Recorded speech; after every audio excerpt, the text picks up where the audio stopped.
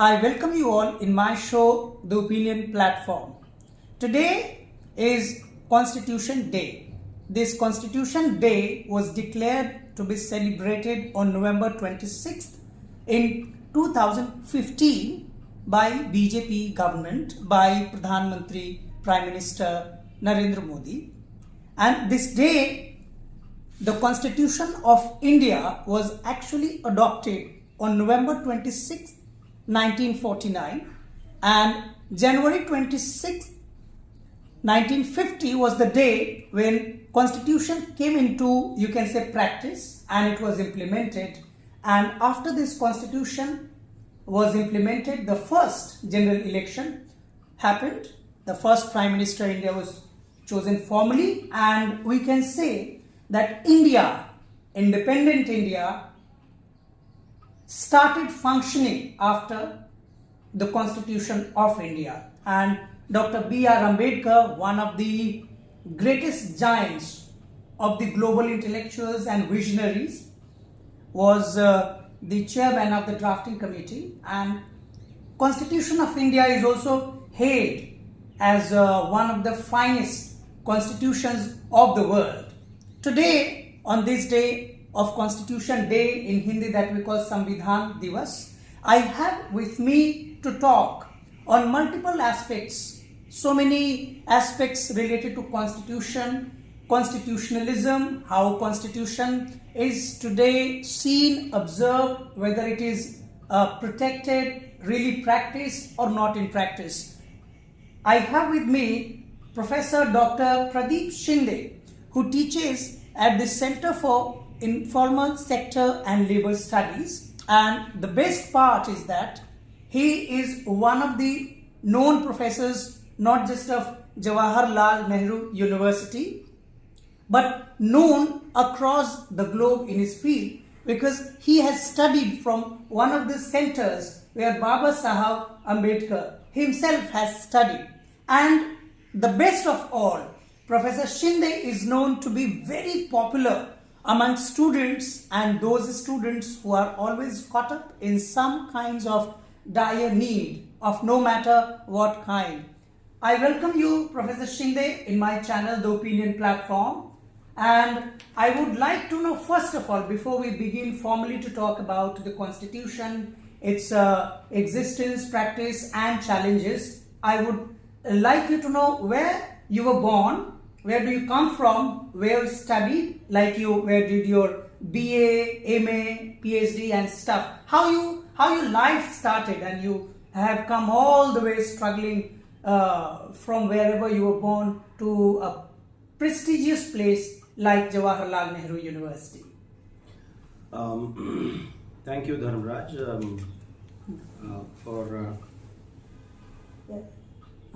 for organizing such wonderful occasion, and I think I should also congratulate you for venturing into this what is popularly known as vlogging.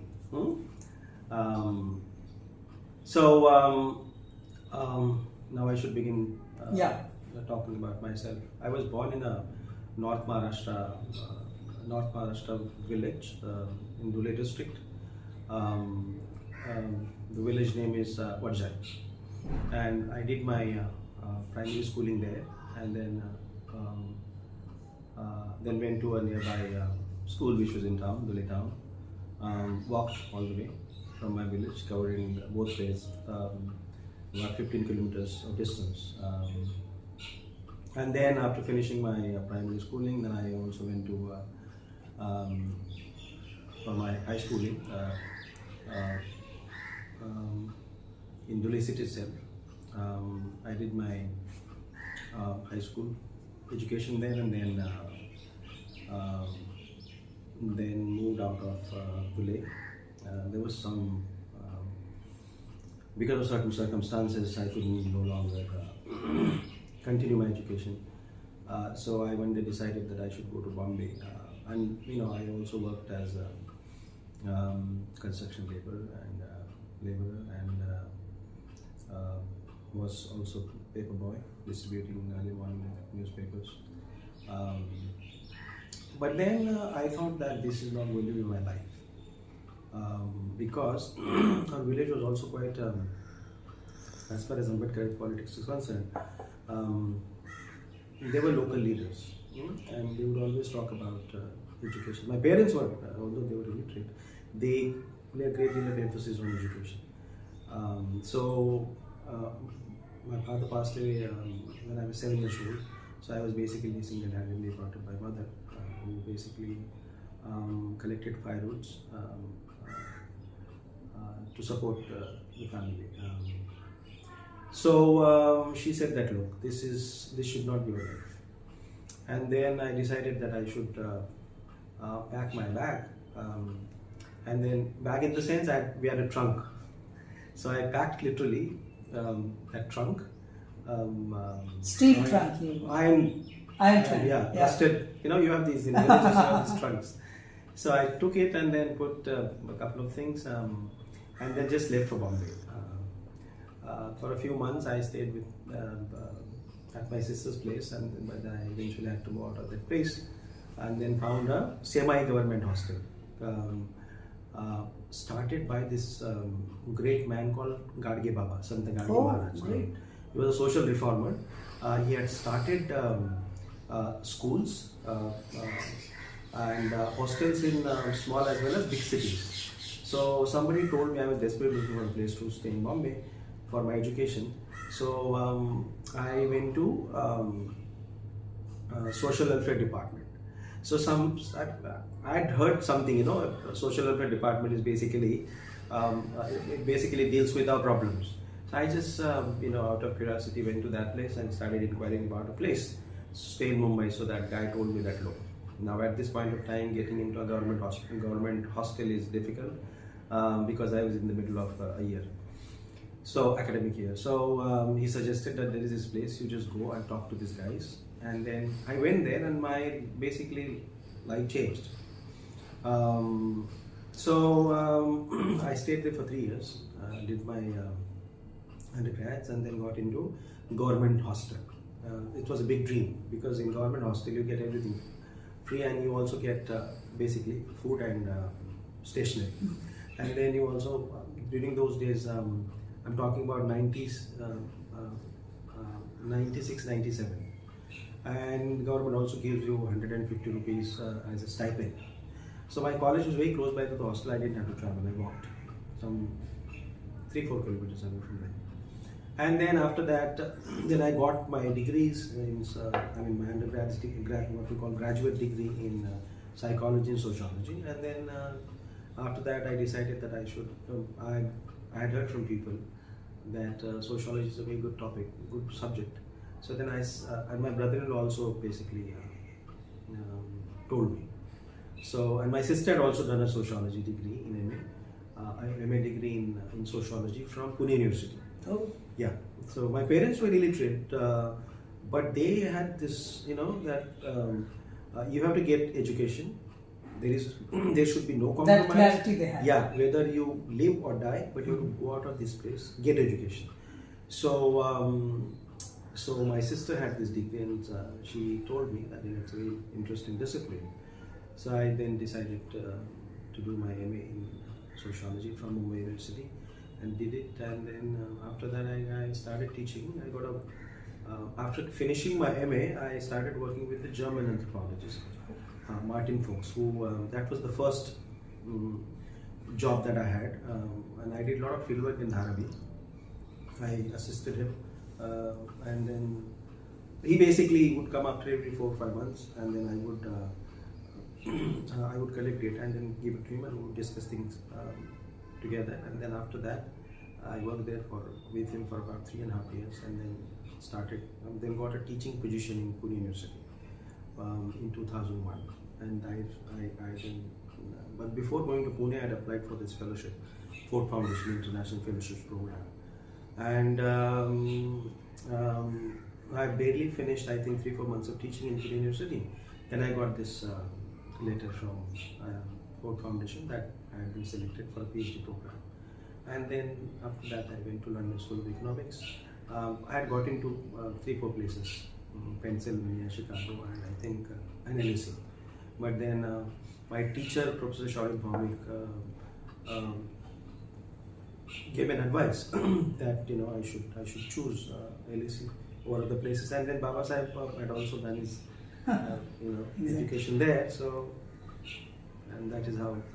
And then finishing that PhD in social anthropology, then I went to Germany to teach, and then while teaching in Germany as a postdoctoral fellow, then I got this opportunity, and I just lapped it up. Okay. That's the history, little snippets of history. That's unbelievable. The kind of journey you have made in your life, starting your life from a place where the parents would at any cost not want their children to stay with them, but to leave the place and get education. And you have also spent, as you have just informed, in fact, we have had conversations so many times, more than 100,000 times, but you could never take advantage of being a construction laborer, which is otherwise the trend at present. I'm very surprised. I wouldn't say shocked would not be the appropriate word, I think, but I'm really surprised that where you have started. So how many years you spent in London? I started my my PhD with what they call coursework. Okay. And it's a mandatory requirement because a student who comes from non-UK university background, they have this requirement that they have to, the students have to study what they call coursework with just an MSc program, and it gives a good training. And then after that, then I was registered as an MPhD PhD student since 2001 itself. Okay. So I had to take that risk of passing my first year coursework with good grades, which I did. And then I got upgraded to, got enrolled for MPhil/PhD program, and then I did that MPhil degree for 1 year, and then I was allowed to, after passing that MPhil degree, I was allowed to go for field work. So I had to first, by the time I had finished the first year of my field work in Dharavi, Mumbai, I had already exhausted my first years of fellowship. So at that risk I had to take, because the name of the institution and this connection with Dr. Ambedkar. And I was quite, I think, fortunate to have worked with two great anthropologists on South Asia, Professor Jonathan Parry and Chris Fuller. So they both worked on India. Johnny Parry's work is quite well known, critically recognized, critically admired. Death in Banaras, and then his recent book has come out about a year ago on Bhilai Steel Plant. And Chris Fuller is well known for his book on Meenakshi Temple and Caste Today, this edited volume, and Tamil Brahmins just recently published a book, and then very recently he's also written on colonial practices of anthropology. What was your PhD work on? I worked on a denotified tribe. Okay. Called Kunchukurwes. Okay. They're a very interesting tribe. Were categorized as a criminal tribe in 1857 by the British state. And then I looked at the very recent scenario, as to what are the avenues of mobility for them. That was my focus: mobility, social mobility. So a very interesting set of people. So I stayed there for 22 months among them in Dharavi. I had also worked with Martin folks on Dharavi. So I had that background, and at that point of time I had come across this tribe. So I decided that I should work on that. So towards the end, I think in early 2007 I went back to LSE to write my thesis and finished. Your career, academic career, is quite illustrious. Well, going towards different direction. Now coming back to Constitution Day, do you recall the year when first you would have realized the significance of the Constitution and the contribution of Baba Sahib. Mhm. How would you recall? Well, when you come from this kind of background, so we had, while I was growing up in my village, we had in Dalit locality images of Dr. Ambedkar. Oh. And my parents were also, although they would not openly talk about, openly in the sense, freely talk about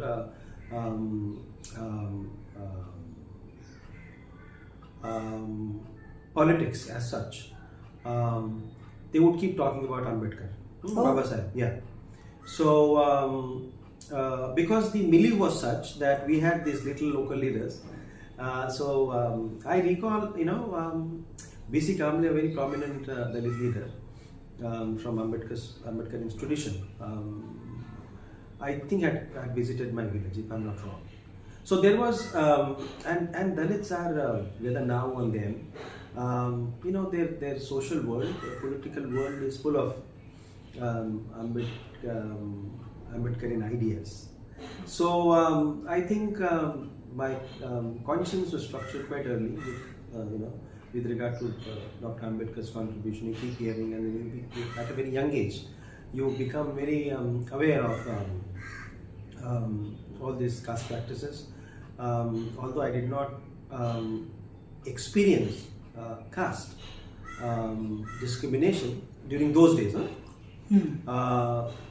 there were instances that pointed towards the significance of caste in the village. The way the manner in which village is structured, we have these pockets, hamlets, and Marwada, Samarwada. These are the words that are used to denote localities that are basically populated by Dalits. So you see the separate segregation. So there wasn't any, I would say, word discrimination, but a lot of covert discrimination. So I remember whenever my mother, and I'm talking about the city, Dhule city, from on every Tuesday we had this market day. Market is organized in Dhule on Tuesday. So after collecting firewood for about a week, then she would take this bundle to sell in the Dhule market. I think your tea is getting at least. So I recall that whenever I would feel thirsty, or she would feel thirsty, and whenever she asked for a water from a house in Dhule city, and she would always drink water from a palm. She would not take the glass and drink it directly from the glass. So you'd ask that lady to pour it on her palm. I said, and I think I was quite an inquisitive child. I said, why do you do that? Take the glass in your hand and drink. She said no. And I said no, I'm not going to do that. And she also didn't insist. So I think must have been 8, 9 years old, 7, 8 years old. But I found it very strange. So gradually, and I also didn't. It also didn't occur to me as to why. But that why was troubling me. So whenever I tried to ask her as to why, nahin, I say, that's the answer she would give. So caste was there. Was practiced quite covertly. There were overt instances also. Now I think in the last, in the last 10 years, caste has become in villages quite overt. No, not open discrimination though. I remember again, I'm talking about this 2011 instance. Our village also celebrates Dr. Ambedkar Jayanti. So as a mark of assertion, Dalit youngsters from a locality go and put a blue flag on Maruti temple, Hanuman temple. That resistance is there. So interestingly, see that this is how caste operates in villages. So there was this young guy who came and told one of our young boys, saying that, look, now your 14th April is over, please remove that flag. On the one side you have this saffron flag. It's not, it doesn't have to do anything with the right wing, but I think it's a symbol that is used to express its connections with Hinduism. And on the other side, this blue flag. So, and this young boy, Dalit boy, said, why should I remove it? This village also belongs to us, and this temple doesn't belong to you. So, so these kind of instances happen, and then quite a few cases. But then the point that I'm trying to make is that Dalits also don't take things lying down now anymore. Maharashtra is known as one of the most resisting states of India, and Maharashtra has had remarkable history of resistance, and which has inspired millions of people who were forced to undergo most brutal injustices. When you studied in Indian universities, you studied in foreign universities, especially in the country London, England, where whose sun is said to be never setting in the world, such a big empire. Now you are working as a professor in Jawaharlal Nehru University. What major difference you find in all these three places, like Maharashtra, your childhood place, England, where I think a different world would have come across, and JNU? How do you see this struggle? Well, it's a very interesting question you asked, comparing three places. Quite contrary to each. It's not easy the thing to answer, but I'll try. My native place was, it's quite charged with different kind of. I should give you a reference. Why I included JNU? Because JNU also claims to be one of the most resisting campuses across Indian universities. Yeah. Do you think JNU is appropriately, JNU can claim to be resisting campus? What is your experience? That was the reference, basically. I would say yes, yeah. But before that, I come to JNU. Yeah. I would talk about LSE and Dhule.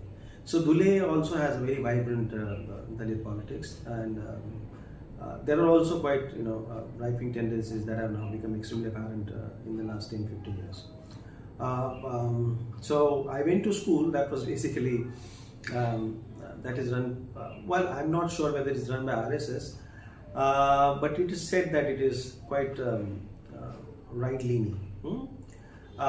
So Dhule is a mixed bag, but then interesting thing is Bahujan or Dalit politics is very vibrant, and there are lots of Muslim population also. So it's basically a very interesting mix in terms of secularism. Oh. And my father was if I were to give my own example, my family's example, my father was, as I said before, he was an illiterate man. And we had Muslim families in our village. So, see, one of these women would call him Kaka, meaning uncle, father's brother. So, and he also regarded as her bhanji or something like that. So, so I had that kind of background, At a very young age, I knew that no space for hatred. Not at all. Not at all. Discrimination on the basis of religion or anything. Those old Muslims. I was the youngest in the family. Yeah. Okay, and these Muslim guys, they're quite old. Now must be in their 60s and 70s. So they, even when I go back to my village now, they call me Mama. Oh. Meaning their mother was my kind of sister. That is the kind of relationship my father had maintained. So,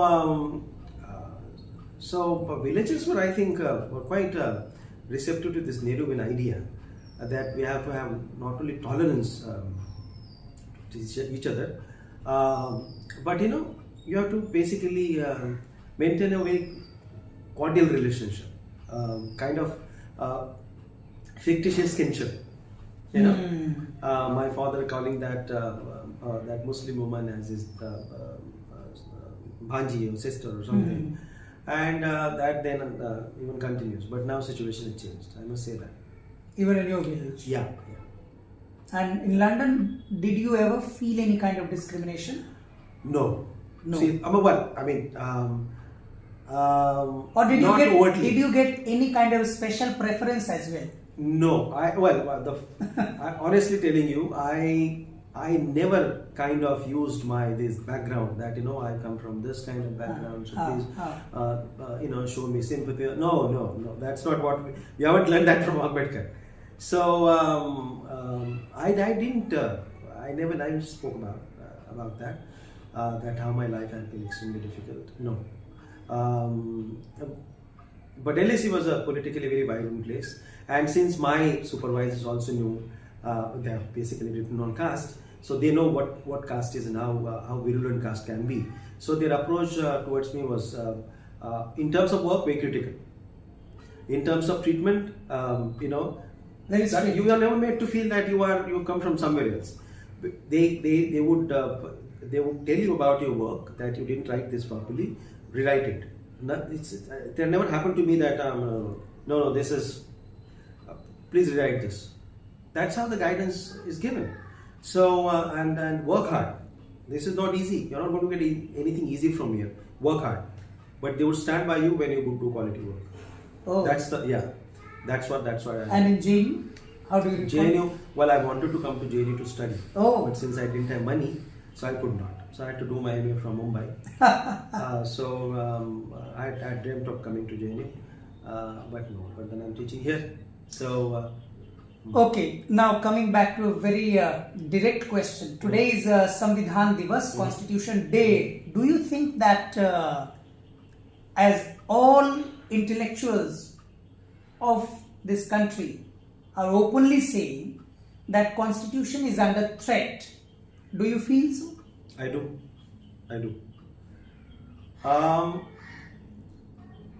If Constitution of a country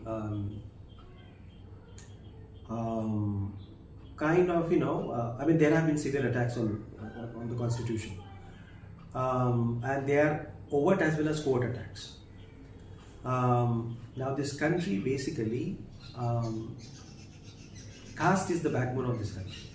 It is perhaps now not the organizing principle around which a country revolves. It is an organizing principle. So there are people here who would want to political tendencies. I would not really call them ideologies. Ideologies is a very decent term. These political tendencies, religious, archaic values. So these people think that basically, Brahmins we are talking about. A Brahmin's contribution is very interesting.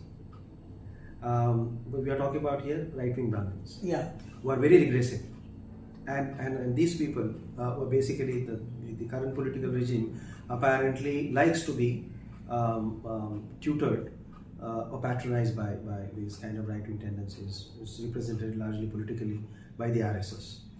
RSS is basically political expression of that. But there are basically people who believe in caste, believe in communalism, believe in misogyny, and these tendencies are everywhere.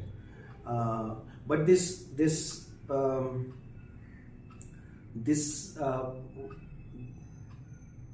yearning for going back to this glorious past, I find it very amusing in the sense that, and also at the same time politically very crass, very virulent idea. This is going back to past. Why I'm saying this, because you had glorious past, and what was happening to the lower caste people? If you had glorious past, but then should have been glorious for each and everybody. Exactly. You should have, a society should have been inclusive, and that glorious past should have reflected in everyday practices. But then caste system continues to not only exist, but also at some, sometimes becomes so dangerous that people are killed. So why this fascination with the past, this ancient past, mythical past, I would say. That past is now being reproduced or produced as history, which is a very dangerous trend. And history is being portrayed as a myth.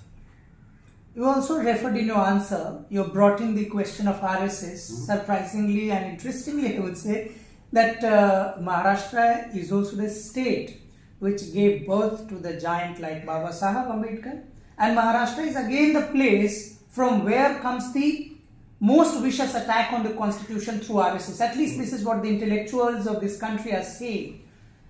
But interestingly, Constitution Day was declared under the same RSS BJP regime, and it was not declared before RSS and BJP governments, like not during any other government, non-BJP government.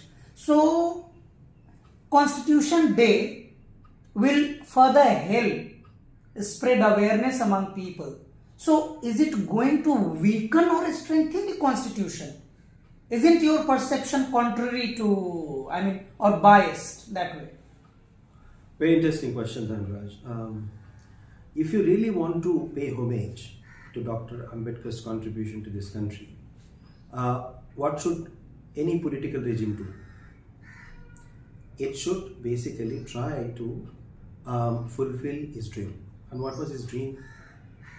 Provide education, empower women, and abolish, not only demolish, abolish caste, annihilate caste.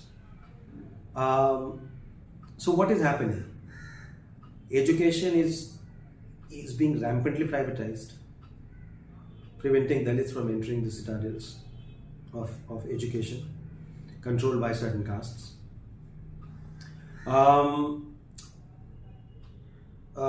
Reservation policy is being viciously attacked, and as a result of that politics, that attack, upper caste have been given EWS in the name of reservation. It should not be called reservation. It is not reservation.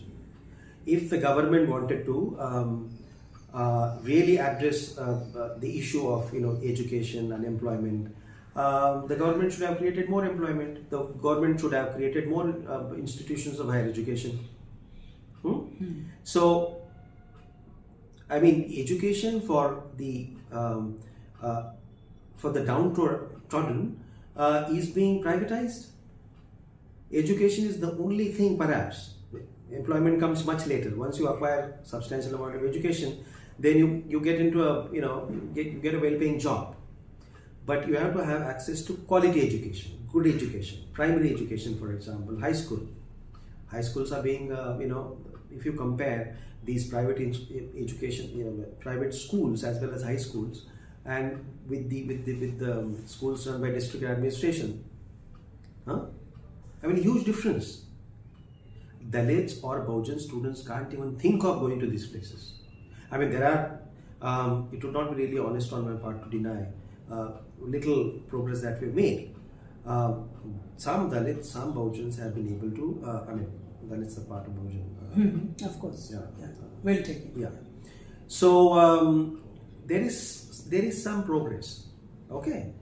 But at the same time, that progress is also being countered by some kind of counter movement to delegitimize little progress that Dalits and Bahujans have made. Okay, but if this government really wants to celebrate Dr. Ambedkar's legacy, then create more education, free education, create more employments, and create more hostels. Make sure that you create more hostels where Bahujan students from remote parts of India can go to big cities and stay in these hostels and acquire education. So that, for me, that would be the real tribute. No? By celebrating this day, that day, it's just symbolical. Okay? But if you really think that you should pay homage or tribute to Dr. Ambedkar's ingenuity or what Ambedkar was as to his intellectual credentials, then create education. Make education free. Do not privatize education. Reduce fees. you are, In fact, there should be no fees at all. Exactly. So why not to do that? By celebrating this day, by constructing these statues, I understand that. That symbolic politics is important. But you are basically withdrawing all these privileges that given by the state to Baujan students are being withdrawn, not directly, but you privatize institutions, you increase fees. Where would these people, given the kind of rise of unemployment that is happening? So if you really want to pay homage to Dr. Ambedkar, fulfill his dream, take caste head on, bring into the mainstream, bring women into the mainstream, and create hostels for in every city and towns for Baujan students. Okay, on the question of symbolic politics and representation, during one decade of BJP under the leadership of Prime Minister Narendra Modi is going to complete a decade in May 2024, and 2024 general election is also coming. Thinking honestly about the symbolic politics and representation, anybody can say, as per the data, that on the question of political representation at least, BJP has outsmarted all other political parties and all political parties who claim to be the suitable opposition against BJP. Let us see in the university vacancies, whatever is the number of the seats for in any department. When the question of implementation of reservation comes, it appears more like prepared. BJP is more prepared. Like in Delhi University, recruitment is happening. In very few colleges, not found suitable, NFS has been done. Whereas in previous governments, in OBC positions, in SC positions, in ST positions, like under reserved category positions, there used to be multiple of NFS declaration, like not found suitable. So how do you compare? Then how can you say that it is not working? How do you see it? Well, if I were to give my own example, I had a position in my center for associate professor, but the last vice chancellor converted that into EWS. Okay, before that. It was converted into ST, and then when I challenged, when I went to court, the court said that, look, you have to have you have to revisit this roster calculation that he did before he left this university. And I'm saying this on camera. I'm also going to legally challenge that, pointing out that how this happened and who did this and who was instrumental in doing it. I want that person to be held accountable. I'm going to do that. And there have been a number of cases. When I was janitor secretary from 2017 to 18, and even after that also, we had filed several petitions to High Court, Delhi High Court, and challenging the previous administration's fiats.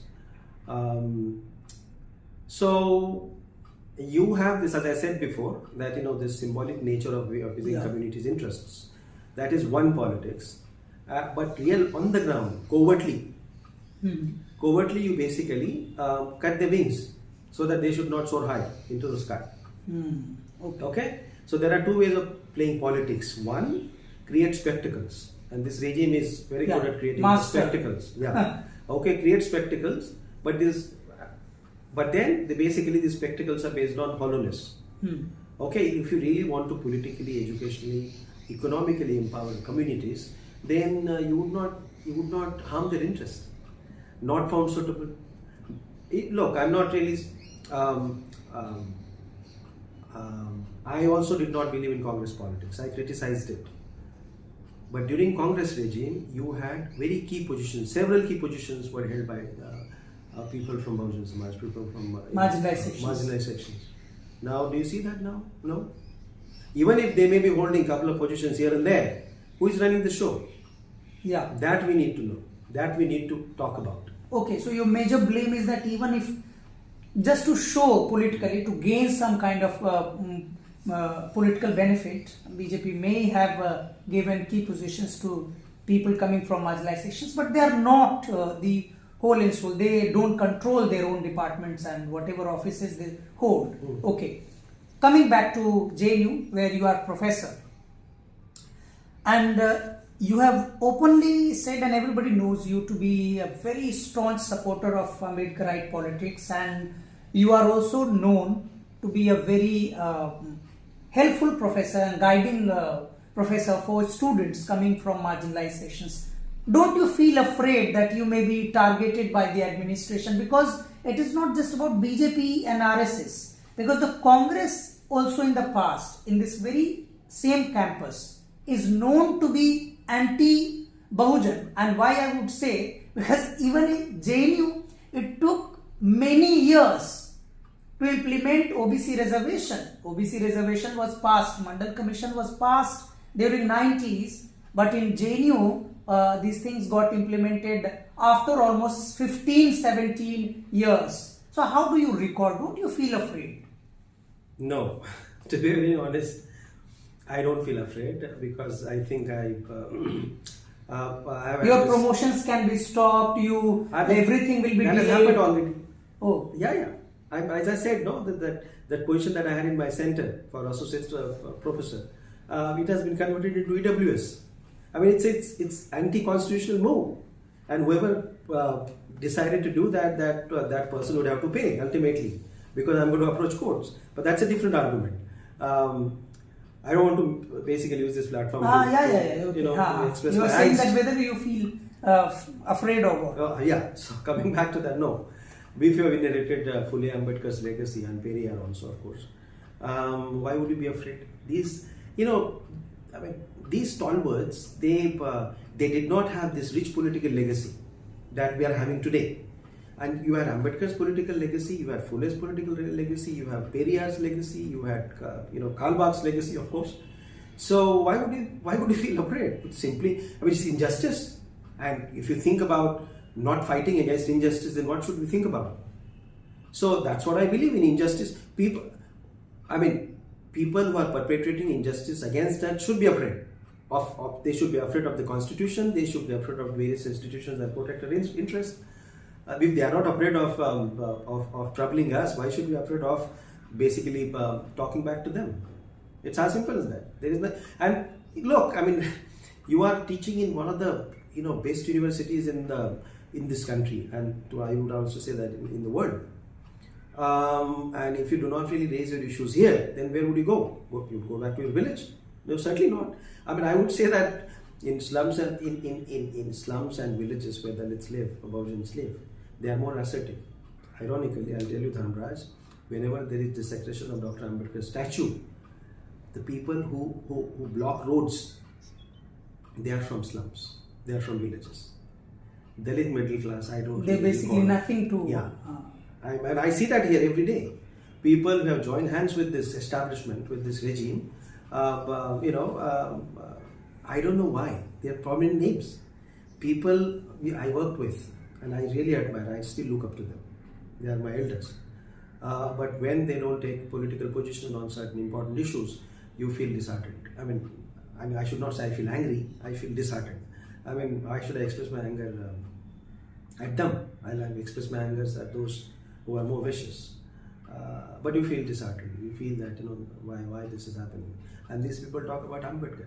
They talk about Phule. They talk about Periyar.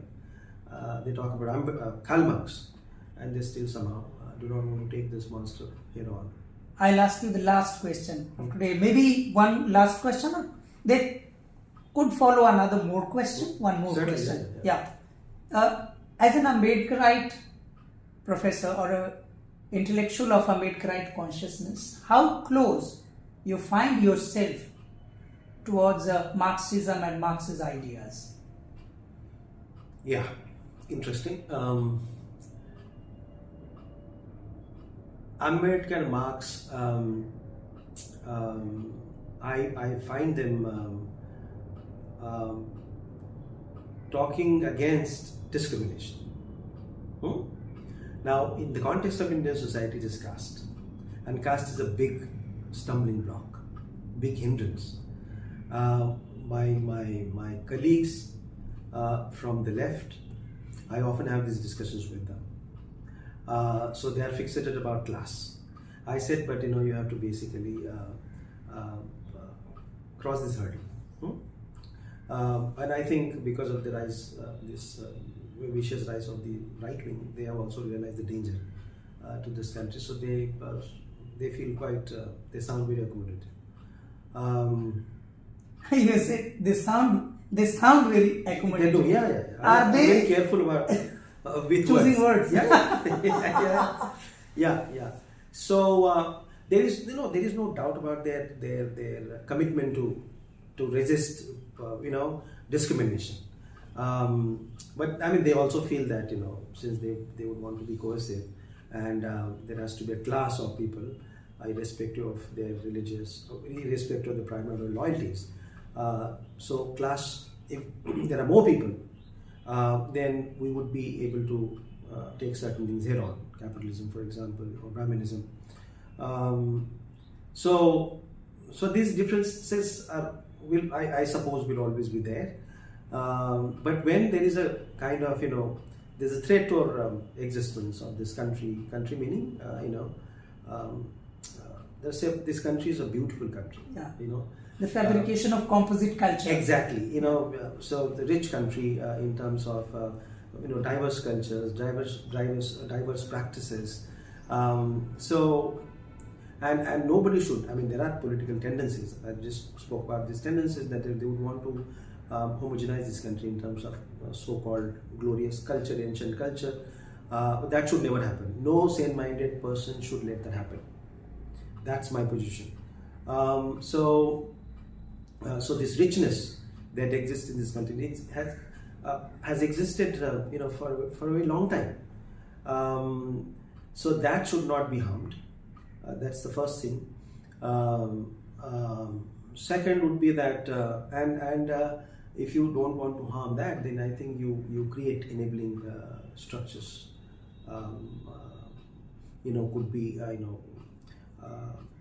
Could be hostels, could be strengthening reservation policy, could be ensuring that members of these communities, marginalized communities, are not discriminated against.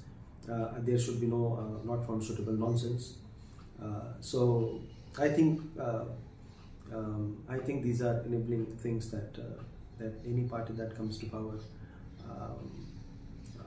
should ensure. That's going to be my position. And look, there's a difference between Brahmins and Brahminism. A lot of my friends don't agree with that, right? There are Brahmins who want to fight against casteism, but those people who subscribe to Brahminism, they are a threat to this nation. That's my position. And they are communal, they are misogynist, they are anti-constitutional. We don't want these tendencies to rise and prosper and to burgeon in this country. So this everyone has contributed, irrespective of the caste background, to the well-being of this nation, and I think we should do that, and that would be the real tribute or homage to the Baba Sahib, at least, to the genius of constitution makers, and particularly Dr. Ambedkar. Yeah, on this day.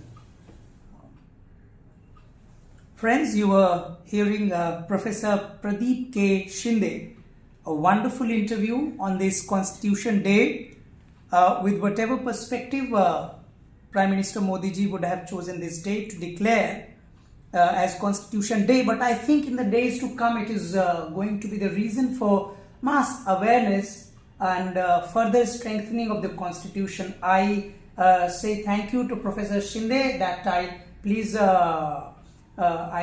whenever there would be any important issues, we would always have good discussions on my channel, the Opinion Platform. If you have not subscribed, liked my channel, you please do. And if you like this conversation, please share it. Thank you very much, Professor. Thank you.